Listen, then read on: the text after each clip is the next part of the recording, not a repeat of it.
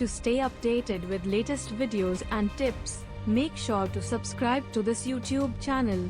Press the bell icon and never miss any update.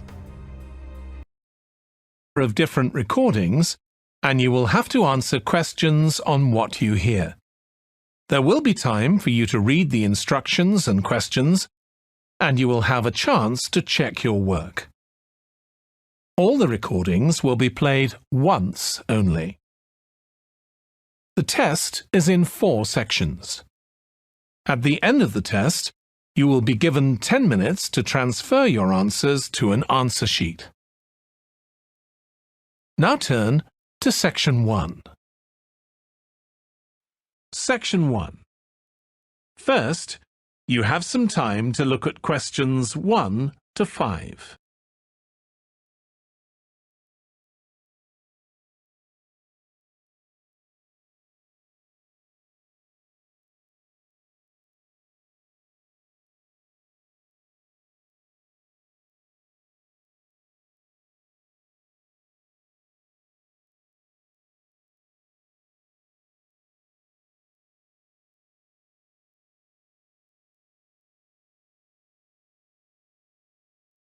Now we shall begin.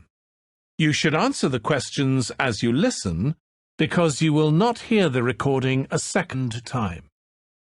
Listen carefully and answer questions 1 to 5. Good morning, everyone, and welcome to the annual Ski and Snowboard exhibition held from April the 8th to 17th. I am Mary Granger, coordinator of the event this year. The 10-day event features many highlights. As a snow sports lover, I know you are looking forward to a great time here. Now, I'd like to offer you some practical information about the whole event and what to expect from it. This might be the first time coming here for some of you, so for those who are still wondering about the right accommodation, I recommend Sky Hotel. It has its own health and sports clubs, just like most of the hotels here, but I love it because of its incredibly cosy beds, which guarantees good rest after an exhausting day of exploration. If you haven't brought your own equipment, like poles, boots and skis, they are available for purchase or rent at Ski Set or Snow Rental. The exhibition this year provides a colourful look into the history of skiing and an inspiring peek into the future prospects of the sport. Apart from the fascinating photo exhibitions and the most up-to-date skiing gear like always, this year we have added 4 computers which can imitate the process of skiing, ensuring the same physical activity and sensations that appear during the skiing process on downhill slopes. But I have to warn you that it might be quite time-consuming to line up for the free trial experience. Many have posed the question as to how to enter the skiing and snowboarding competition.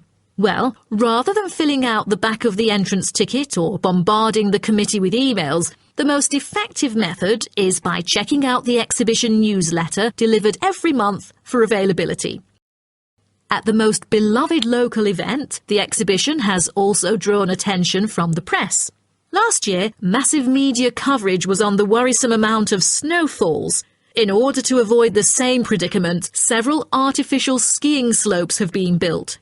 With more participants this year, we have lowered the entrance fee, which has been widely reported to local newspapers. A bonus for our participants is the ski programme.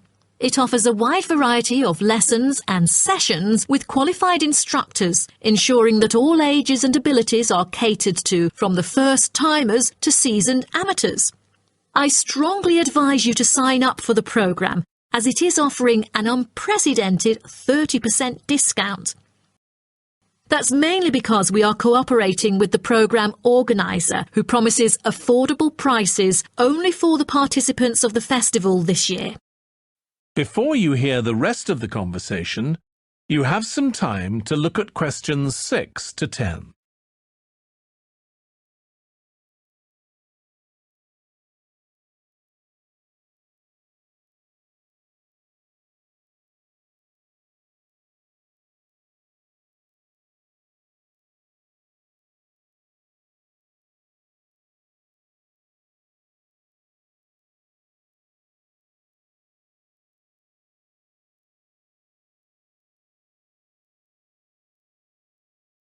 Now listen and answer questions 6 to 10.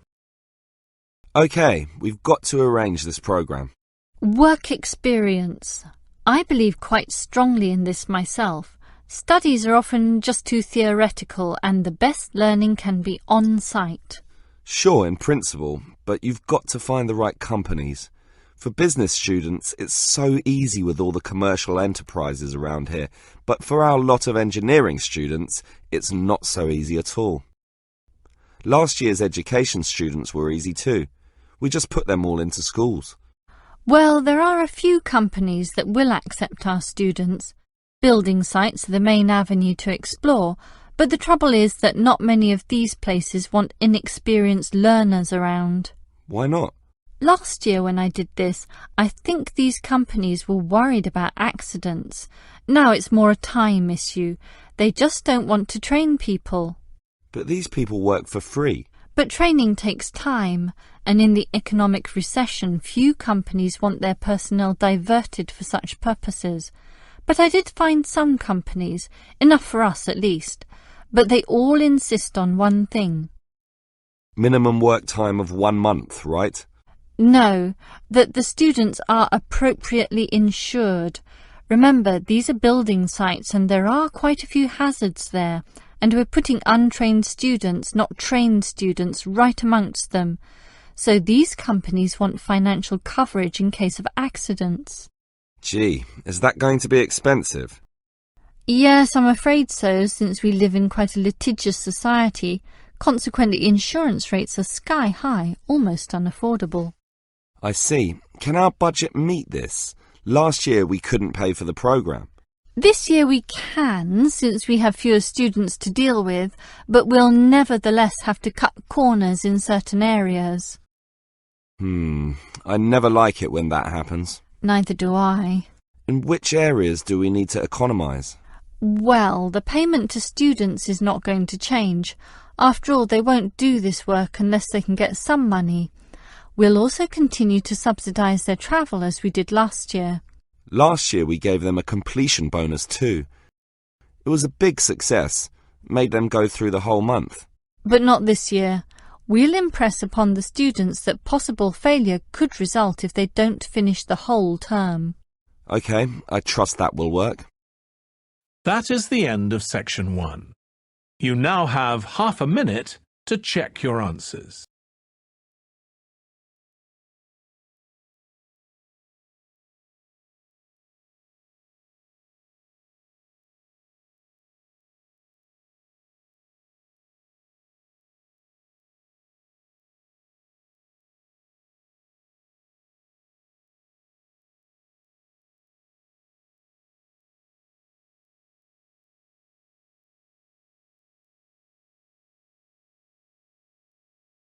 Now turn to Section 2. Section 2. First, you have some time to look at questions 11 to 15.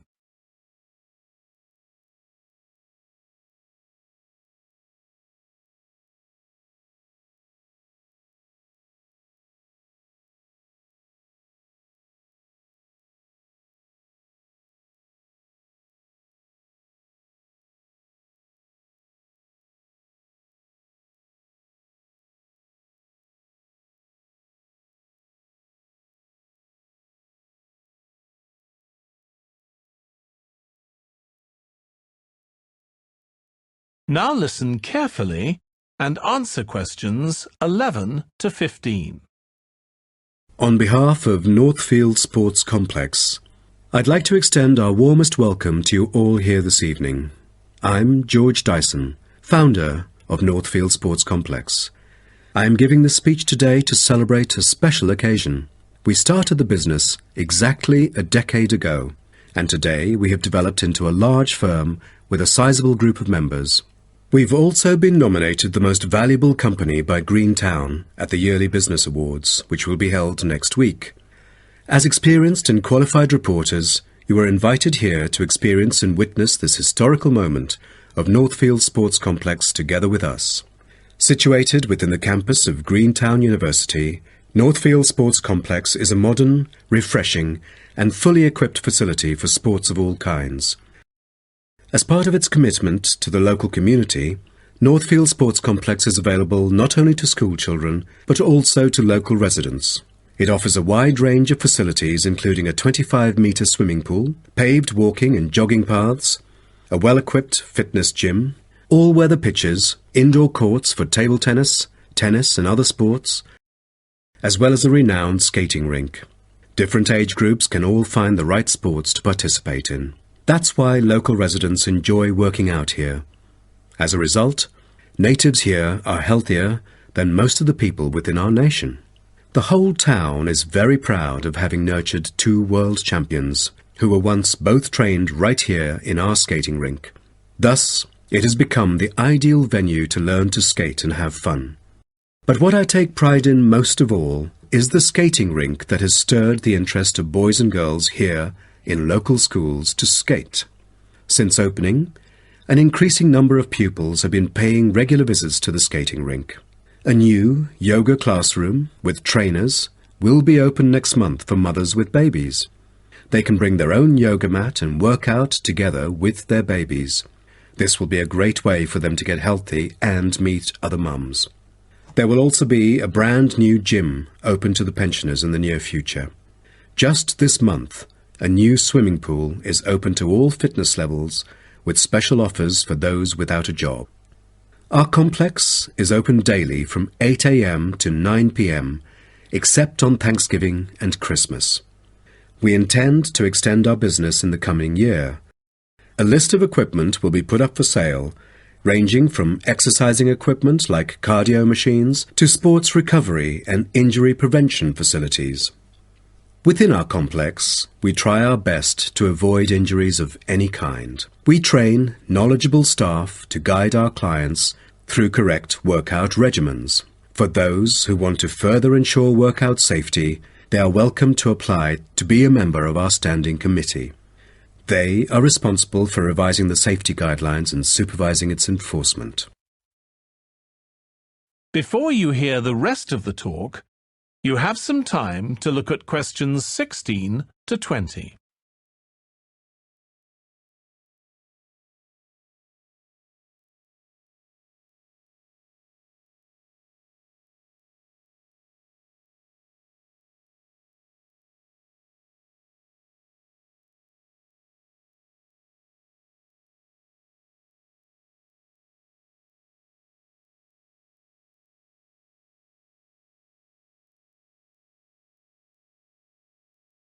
Now listen and answer questions 16 to 20. Now, about the survey, do you have any clues as to what kind of interviewees we should include? How about local companies doing business on clean energy products? Probably not the best choice of respondents. Remember the last time we asked corporate employees to do the questionnaire? Only about 5% of them were actually willing to participate. That wouldn't be enough then. It seems we have to drop that idea. Then maybe we can ask the professors and administrative staff here to help us. They could provide their insights and understanding on energy production. It would be ideal if they would, but I'm afraid most of them are too busy to respond to the list of questions we've prepared. I guess the students here at the university would be more suitable. You're right, and it is a much bigger sample pool too. Also, I think we should include the locals. Their opinion is key to the promotion of renewable energy here in the town. But wouldn't it be difficult to collect data? There's no way the two of us could go from door to door to interview all the residents. There's no need to worry about that. We'll make it telephone interviews. That way, we'll have enough time to get sufficient data. Good idea. What should we present in our speech? Due to lack of media coverage, the majority of people actually have a limited understanding on renewable energy. Most of them aren't able to identify various types of renewable sources. So I feel we could start by clarifying what it is and the benefit of it compared to fossil fuels. That makes sense. We could start with wind energy. For centuries, wind has been used to do work. With the help of windmills, farmers used to pump water from wells or turn large grinding stones to grind wheat or corn. The windmills today generate electricity. The only problem is that it might not be windy all the time, so it is crucial to choose the appropriate site for wind farms. Well, I think we can also include comparisons between clean energy and traditional energy resources like coal, oil and natural gas. Maybe we can look into the prospect of these conventional sources of energy. The rising cost of fossil fuels and the threat of climate change is a concern to many. Totally. These traditional resources will deplete eventually. Renewable energy currently makes up less than 2% of the world's primary energy supply, and although growing very rapidly, it is not on course to fill the fossil fuel gap. Nuclear energy is another type of energy we ought to mention. Nuclear power plants can produce dependent power constantly and release far less greenhouse gases than other traditional power plants. But most people feel that this type of energy is unsafe because radiation isn't easily dealt with, especially in nuclear waste and maintenance materials. What should we end the speech with? Have you heard about a new type of energy called hydrogen fuel? It is an infinitely renewable fuel that doesn't have detrimental environmental effects. The only problem is that it is so expensive that only wealthy individuals can afford it. But I think overall the benefits overshadow its high cost. I think that even though this new type of renewable energy is too expensive to use at the moment, in the long run its price will go down and become more accessible. That is the end of section 2. You now have half a minute to check your answers.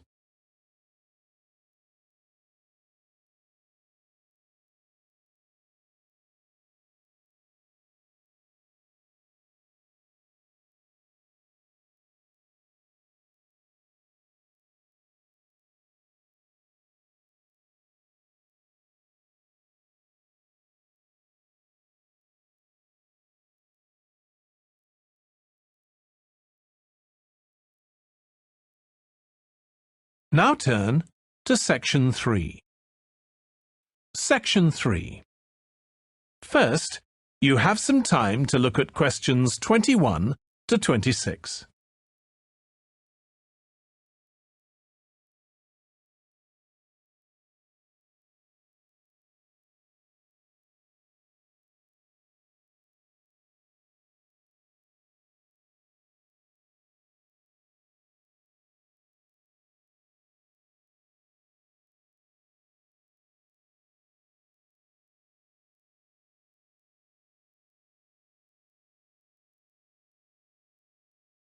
Now listen carefully and answer questions 21 to 26. Hi Jeannie, how's it going? Oh, hello Dan. Pretty well, thanks. Have you managed to get the money for the course yet? Yes, that's all sorted out now, thanks. It took long enough though. It was practically a year ago that I applied to my local council for a grant, and it took them 6 months to turn me down. That's really slow. And I thought I was eligible for government funding, but it seems I was mistaken. So then I asked the boss of the company I used to work for if they would sponsor me, and much to my surprise, he said they'd make a contribution. But what about college grants and scholarships? There must be some you could apply for. Yes, there are, but they're all so small that I decided to leave them until I was desperate. Uh-huh.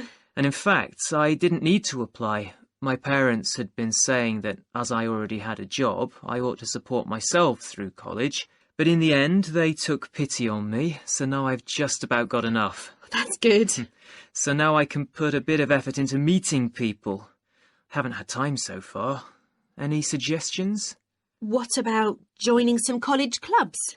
Oh, right. You joined several, didn't you? Yes, I'm in the drama club. It's our first performance next week, so we're rehearsing frantically, and I've got behind with my work, but it's worth it. I'm hoping to be in the spring production too. I've never liked acting. Are you doing anything else? I enjoyed singing when I was at school, so I joined a group when I came to college. I don't think the conductor stretches us enough, though, so I'll give up after the next concert. And I also joined the debating society. It's fun, but with all the rehearsing I'm doing, something has to go, and I'm afraid that's the one. Do you do any sports? Yes, I'm in one of the hockey teams. I'm not very good, but I'd really miss it if I stopped. I decided to try tennis when I came to college, and I'm finding it pretty tough going. I'm simply not fit enough. Nor me. I think I'll give that a miss. I'm hoping it'll help me to build up my stamina, but it'll probably be a long haul. Good luck. Thanks. How are you finding the course? I wish we had more seminars. What? I'd have thought we had more than enough already. All those people saying clever things that I could never think of. It's quite interesting, but I wonder if I'm clever enough to be doing this course. I find it helpful to listen to the other people. I like the way we're exploring the subject and working towards getting insight into it. How do you get on with your tutor? I don't think I'm on the same wavelength as mine, so I feel I'm not getting anything out of the tutorials. It would be more productive to read a book instead. Oh, mine's very demanding. She gives me lots of feedback and advice, so I've got much better at writing essays. And she's helping me plan my revision for the end-of-year exams. Do tell me, I always struggle with revision. Before you hear the rest of the discussion, you have some time to look at questions 27 to 30.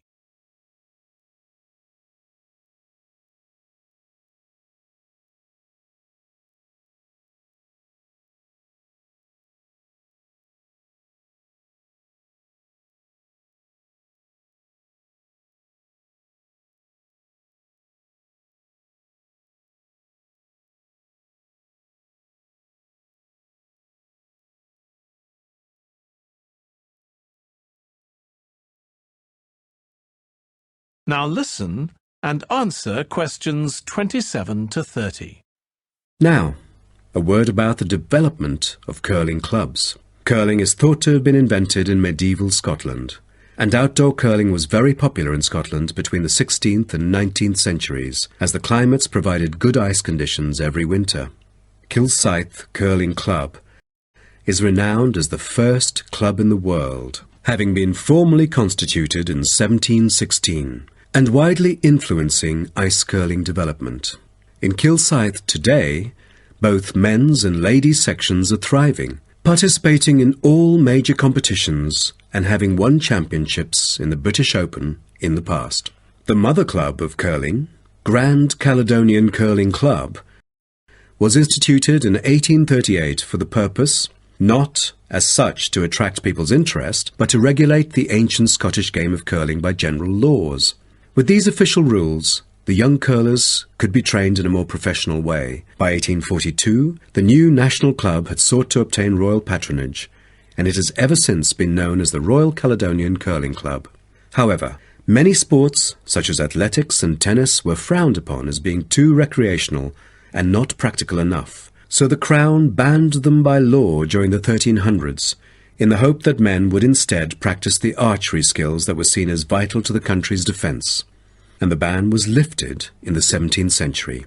So, do you know the reason for curling being kept during the 16th century? Is it because it was so popular, or because people from all ages like children could play it?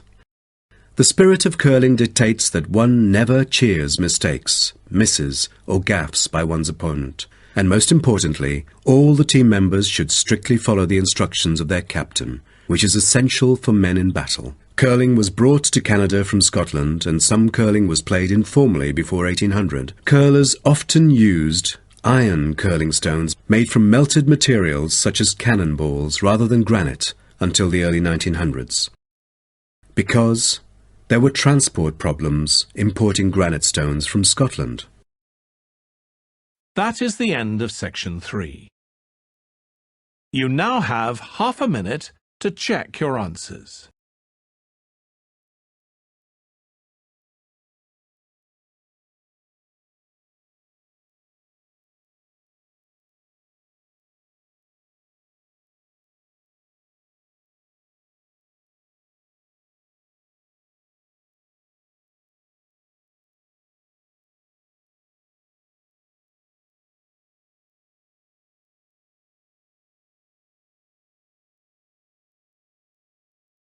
Now turn to Section 4. Section 4. First, you have some time to look at questions 31 to 40.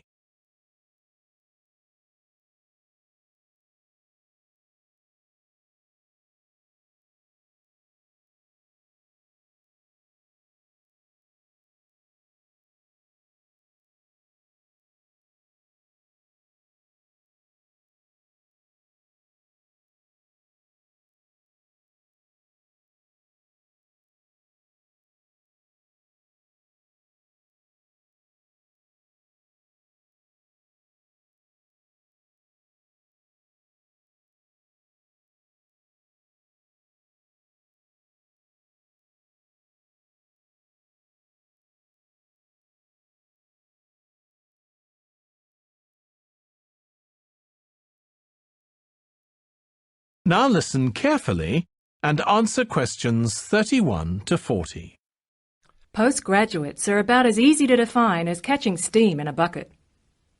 Courses can be vocational, for training, as research, as a preparation for research, or a combination of these. Also, you can choose between full-time and part-time. Increasingly, the approach to postgraduate study is becoming modular. The vast majority of postgraduates are doing short, taught courses, many of which provide specific vocational training. Indeed, there has been a 400% increase in postgraduate numbers in Britain over the past 20 years. Current figures stand at just under 400,000.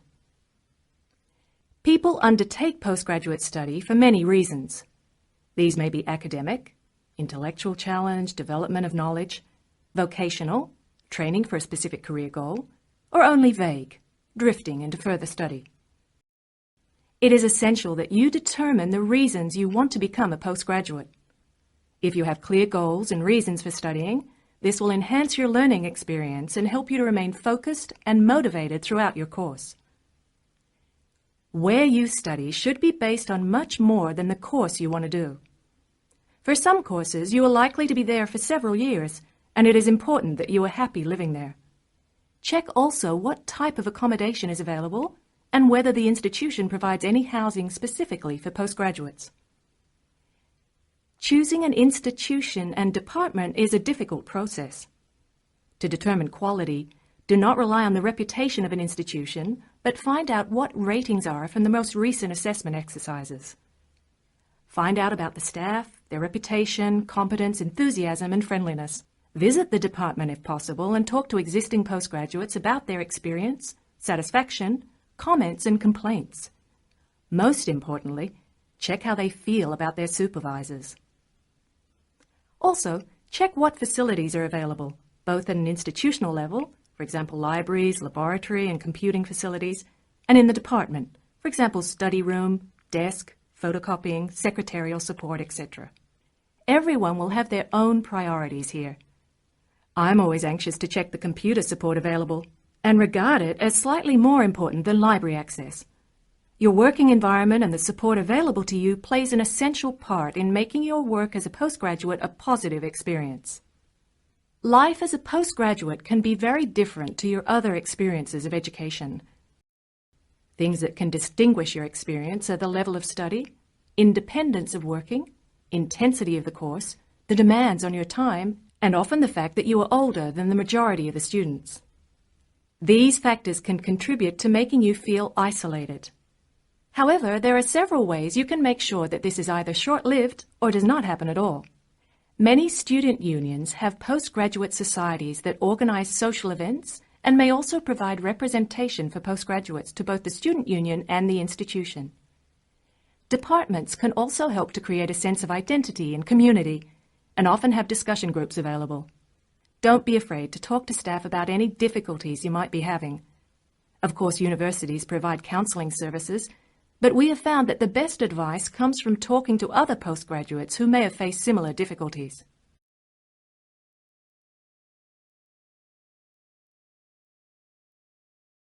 Financial planning is essential, since the government excludes postgraduates from student loans and it can be difficult to maintain your student status with banks. This has implications for free banking and overdraft facilities. Do not underestimate your living costs, including food, accommodation and travel, and be careful not to budget for everything except a social life. Funding a course is one of the most challenging things people face when considering postgraduate study. Most postgraduate students are self-financing. They pay, often very large, fees and receive no maintenance income to support their study. Make sure you know exactly what your costs will be. Institutions often hide extra fees like laboratory costs behind the headline fee rate advertised. Funding can come from various sources. Research councils, charities, trust funds, institutional scholarships, local education authorities, and professional bodies and organizations all offer various levels of funding.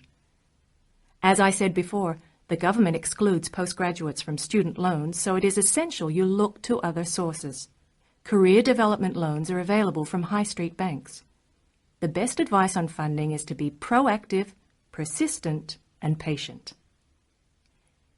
The postgraduate community in Britain is multinational, has a wide range of experience of life and work, and an exciting mix of goals, both career and academic. Being a postgraduate student should be a productive and fulfilling thing to do, and you will become part of a diverse and motivated social group. That is the end of section 4. You now have half a minute to check your answers.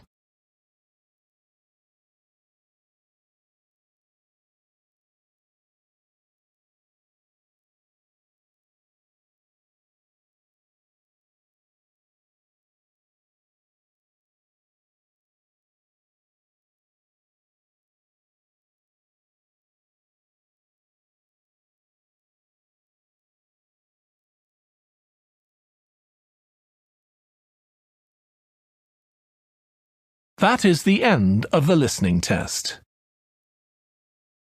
In the IELTS test, you would now have 10 minutes to transfer your answers to the answer sheet.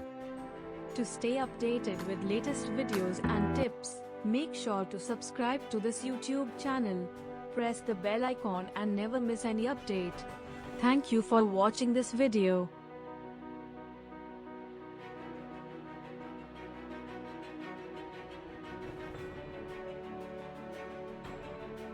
Thank you for watching this video. To stay updated with latest videos and tips, make sure to subscribe to this YouTube channel. Press the bell icon and never miss any update.